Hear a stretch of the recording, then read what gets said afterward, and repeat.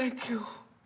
Thank you, all dear friends, for coming to my birthday! Welcome to the world of tomorrow!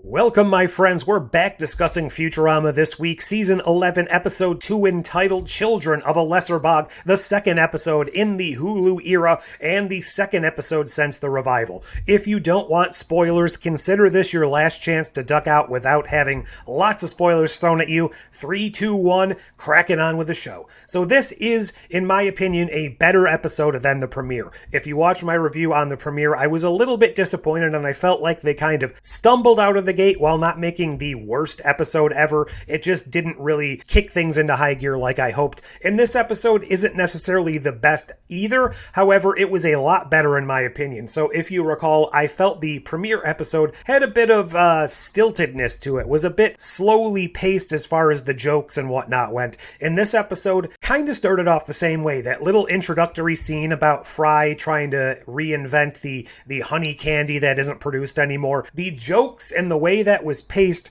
had that same kind of weird pacing and that little bit of weird stiltedness. There was a little bit too much extra time between jokes and the punchline, and it just didn't feel like everything was quite as tight and quite as well paced as it used to be. And maybe that's just trying to work the kinks out. I mean, it's been quite a while since they actually were working on this show, so it definitely felt like after that introductory bit, everything went a bit more smoothly and things kind of ironed out those wrinkles. So hopefully, fingers crossed, going forward, the pacing and the vibes and all of that stuff will feel much, much tighter and much, much smoother. But the storyline in this episode actually made a lot more sense to me. It was more coherent and it was definitely more emotional because this is explicitly a sequel to an original Futurama episode that actually came out around 20 years ago, which makes sense because this picked up 20 years later, and that was actually a plot point introduced in that original episode. This is the one where Amy and Kif's children emerge from the swamp after 20 years of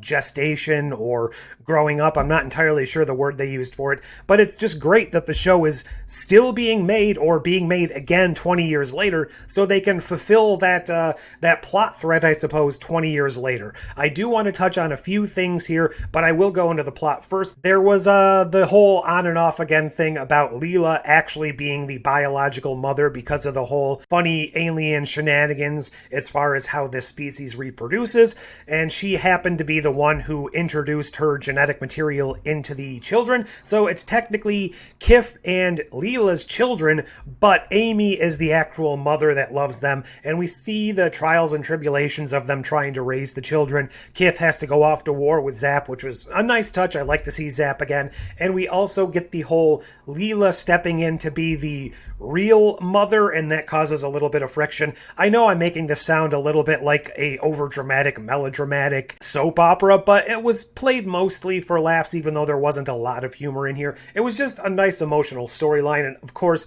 at the end, everything is wrapped up, and we determine that Amy, even though she isn't necessarily biologically the mother, she is the real mother to these children, and that's kind of where we end things. This was a follow-up to a 20-year-old Futurama story, but I feel like they tried to play both sides of the fence a little bit too much. They played into the continuing story for the longtime Futurama fans who actually know what was going on and remember that episode, but the exposition and the callbacks and the flashbacks to that original episode, explaining exactly what was happening and showing footage to characters in this show that were present for those original events, just felt like they were trying to hit on all the notes and give us the entire story from that episode to people that might not have watched the original. Trying to play both sides of the fence that way doesn't seem necessarily conducive to a perfect episode. You're wasting time for the people that do know what's going on in the episode, and you're making it a little bit less interesting for a rewatch. And since this is a streaming Hulu series,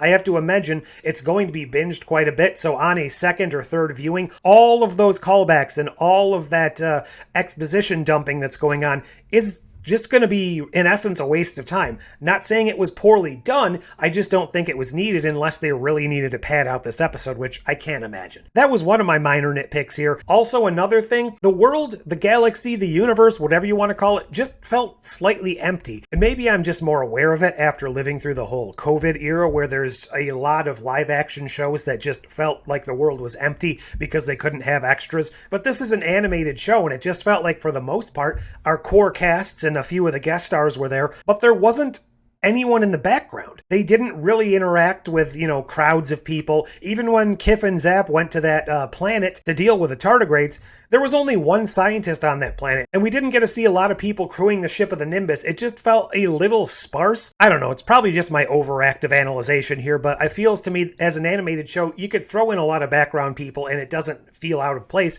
because you don't even need to voice them. Another thing I'm not entirely sure what's going to occur in the future of this show is the status of Amy and Kif's children. Are they going to play major roles going forward? Are we going to see them week to week? Or are they going to fall off and basically just faded in the background, never to be referenced again like Hubert and Dwight, the other two children that were brought into the show and then pretty promptly dropped. I hope we spend a little bit more time with them, but I also hope they aren't overreaching their stay and they don't factor into every single story, because I would like to get back to the point where we get a mission with our core crew going out on deliveries or having space adventures or whatever. I don't necessarily need them to be in every episode, but I would like them to have a presence in the show going forward. Definitely a better episode than the start of this season, and while this episode was mostly supposed to just be this nice heartfelt storyline, there were a few jokes that really landed for me, and I really did enjoy them. It was great to see Zap back again, even though he didn't play a major role in the episode. He's always a fun time, so I just have to say, overall, I definitely liked this better. Hopefully it will continue this upward trend as we head into episode 3, the crypto episode, so don't know how I'm going to feel about that, but I am looking forward to a more back to basics, humorous, less emotional storyline, because I feel like that's one we haven't gotten in this revival. We dealt with them coming back in episode 1, we dealt with this emotional sequel to a 20-year-old episode now, so hopefully episode 3 is that nice, fun adventure callback to classic Futurama. But what did you think? Are you enjoying the revival so far? Do you think they should have left it buried? What do you think? All those thoughts, leave them below. Like, share, subscribe, do all those YouTube things, but until next time... This bear species is known as tardigrades. It's a fancy word for ugly. They're also stupid, by the way. I discovered that. Bear biologist.